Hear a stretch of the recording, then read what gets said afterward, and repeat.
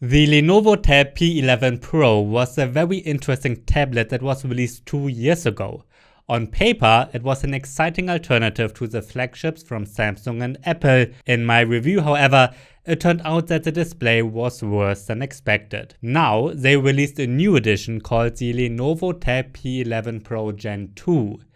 Is it better than its predecessor? That's what you will learn in this review. Let's look at prices first. The Lenovo Tab P11 Pro Gen 2 costs $389 without accessories, so it costs about as much as the Xiaomi Pad 5. But it's slightly cheaper than the Apple iPad 10 and pricier than the Samsung Galaxy Tab S8. Lenovo also offers it with a keyboard cover and stylus, and this version costs about $200 more. Prices can vary a lot by country. Let's start this review with the display. The Tab P11 Pro Gen 2 has an 11.2-inch OLED display. That's right, an OLED panel, while other tablets in this price range only have regular LCDs.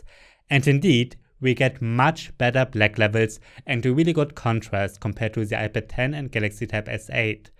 The black of the LCDs looks like a dark gray compared to the P11 Pro Gen 2. I also like the fact that HDR10 Plus content is supported, and you can not only watch YouTube but also Netflix with HDR.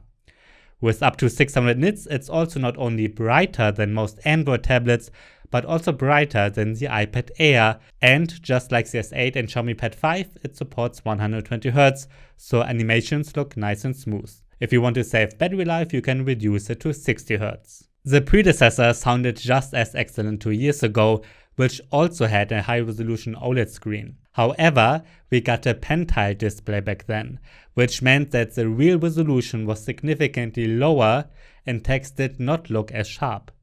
But that is not the case with the new generation. Here we get real 2560 by 1536 pixels, and both text and icons look very sharp.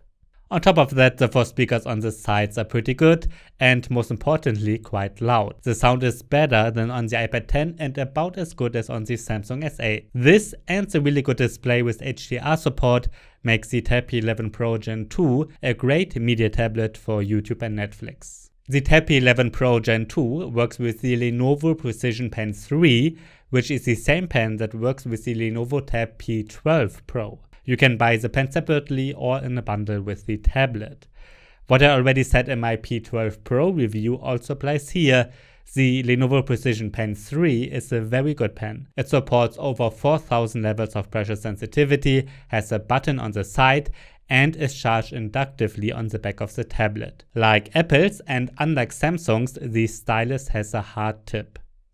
I was able to use it pretty well to write down handwritten notes with Nebo and draw in the Sketchbook app. The stylus is almost as accurate as Samsung's and Apple's and is responsive. This is also due to the 120Hz display. Lenovo does not offer quite as many software features for the pen as Samsung or Apple. It's preloaded with a simple note-taking app called Instant Memo, which allows you to start a new note at any time, just like Samsung's S Pen commands. You can also use the pen as a laser pointer or magnifying glass. MyScript Calculator and Nebo are 2 more pre-installed apps that are pretty good, and I like Nebo. I also like the fact that you can use the pen as a remote in Microsoft PowerPoint and in the camera app, just like on the Samsung. It even supports a feature similar to Apple's Scribble feature, which lets you handwrite in almost any text field. That works, but not quite as well as on Apple's iPads. Overall, I think the Lenovo Precision Pen 3 is a pretty good pen. It's almost as good, but lags a little bit behind Samsung and Apple regarding software. The Lenovo Tab P11 Pro Gen 2 is equipped with the MediaTek Companion 1300T octa-core processor. In addition, we get quite a lot of RAM with 6GB or 8GB, and the internal storage is also quite large with 128 or 256GB. A 5G version is not available at the moment. The Geekbench 5 benchmark test shows that the CPU performance is slightly below the Lenovo Tab P12 Pro and comparable to the Xiaomi Pad 5. However, the graphics performance is a good bit stronger. The Samsung Galaxy Tab S8 and even the Apple iPad 9 are clearly more powerful. In the 3D Mark Wildlife test, the graphics performance is only marginally higher than the Lenovo Tab P12 Pro, and the premium devices from Samsung and Apple are also more powerful here. My gaming test confirms the benchmarks. So Apex Legends runs very smoothly when you set the graphics to Extreme HD. However, it does not look quite as good as on the S8 and the frame rate is also a bit lower. You cannot select Ultra HD in the graphics settings of PUBG Mobile. That is possible on the cheaper iPad 9 however. It runs very smoothly with HDR settings. I could also play Asphalt 9 well, and the racing game is fun thanks to the good speakers. The system itself and apps like Adobe Lightroom as well as intensive multitasking with Chrome, Office and YouTube run smoothly. That's also thanks to the large RAM. The design of the P11 Pro Gen 2 is very similar to its predecessor, but there are a few differences. Although the new edition makes a similar high quality impression, the body is no longer made of metal but plastic. It's quite thin at 6.8mm and weighs 480 grams. As with all tablets in this price range, a headphone jack is missing, but we do get a microSD card slot. On the right side sits a USB-C 3.2 Gen 1 port, which can be used to charge the tablet and connect it to accessories like USB-C hubs and an external monitor. In fact, you can not only mirror the tablet screen with an external monitor, but also expand it. A fingerprint reader is missing this time. That's a pity because most tablets in this price range have one. You can unlock it via facial recognition, but only the webcam is used for this and not an additional sensor, so it's not as secure. The front camera resolves at 8 megapixels and on the back sits a 30 megapixel camera that is supported by an LED flash. The main camera takes pretty good pictures, but the selfie camera could be better. It's good enough for video chats though. If you want, you can get the Lenovo Tab P11 Pro Gen 2 with the keyboard cover. This is very similar to the predecessor, but the two are not compatible with each other. That's unfortunate. As is usually the case with Lenovo, the keyboard consists of two parts. There's a back with a built-in folding stand that can be used without the keyboard. It is magnetically connected to the tablet. There's room for the stylus behind the flap so that it's protected when charging. The keyboard is then connected via a magnetic connector. Since the 11-inch display is relatively large, the keyboard can also be quite large. Not as big as on a laptop, but noticeably bigger than a 10-inch tablet. The keys have a proper travel and the keyboard is large enough that I was able to write quickly and blind with it comfortably. There is no backlight. Below the keyboard sits a touchpad that is small but works well even with multi-touch gestures. The touchpad works great with all the apps I tested, except for Microsoft Word. Here you cannot click. Obviously a bug, but I don't know if this is Lenovo's or Microsoft's mistake. So the keyboard cover is a good accessory if you also want to work with the tablet or use it at school. It's similar to the keyboard covers for the Galaxy Tab S8 and iPad 10. The Lenovo tablet runs Android 12 out of the box. I think it's a bit unfortunate that it's not Android 12L and that we don't get the taskbar either. Some Samsung tablets already have this update. However, Lenovo promises 3 years of security updates and it will not only get Android 13 but also Android 14.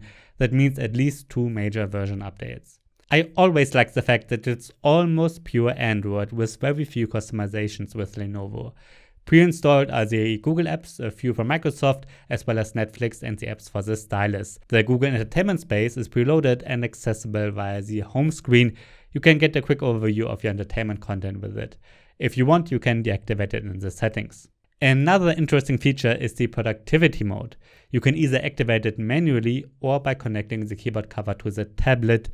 The productivity mode makes the system easier to use with mouse and keyboard. It's kind of a desktop mode. You get a taskbar at the bottom, the status bar moves down with the notifications, and apps can be opened in a free floating window in several windows. It's also useful when you connect an external monitor. You can either do that directly using USB-C or via a USB-C hub and HDMI. It's really cool that you can not only mirror the tablet, but also expand it to the second screen. I was able to play a YouTube podcast on one screen and work on the other at the same time. That works often, but there are also lots of bugs. For instance, you cannot move apps from one screen to the other, at least not yet. Lenovo Freestyle also lets you use the tablet as an external screen for a Windows device. This also works pretty easily, adding another touchscreen to your Windows device. That's right, touch input works with it. It's connected using Wi-Fi. In my battery test, the tablet achieved a runtime of 10.5 hours. That's a really good result, especially considering that the display is so bright and supports 120 Hz. For this test, I always loop an HD YouTube video at maximum brightness. Let's get to the end of my review of the Lenovo Tab P11 Pro Gen 2. Compared to the predecessor, Lenovo has improved a lot. Especially the 11.2-inch OLED display is a highlight even compared to other tablets because it looks very pretty, is sharp, nice and bright, and supports 120 Hz. At the same time, the performance is pretty good for this price range, and I like that we get a lot of RAM and storage. The P11 Pro Gen 2 is a good entertainment and gaming tablet, and is also suitable for students thanks to the solid stylus and good keyboard cover. It's not perfect as it's lacking a fingerprint reader and we get a plastic body only. But in my review, I did not notice any major weakness. And at the same time, we get some really cool features, like you can use the tablet as a screen for a Windows device or connect an external monitor to the tablet and expand the desktop. I think it's a surprisingly good alternative to the Samsung Galaxy Tab S8, especially if you want a bright OLED display and plenty of storage at a cheaper price. The display and the large storage are really great. Watch out for prices though. The Lenovo is a new tablet that becomes especially exciting when prices drop a bit. However, the prices of the Samsung S8 have already dropped, which means that in some countries they cost about the same now once you include the pens. An exciting alternative is the Lenovo Tab P12 Pro, which I also reviewed. It is very similar to the P11 Pro Gen 2 in many aspects, but has a noticeably larger 12.6-inch display and is also an alternative to the Galaxy Tab S8 Plus and the 12.9-inch iPad Pro.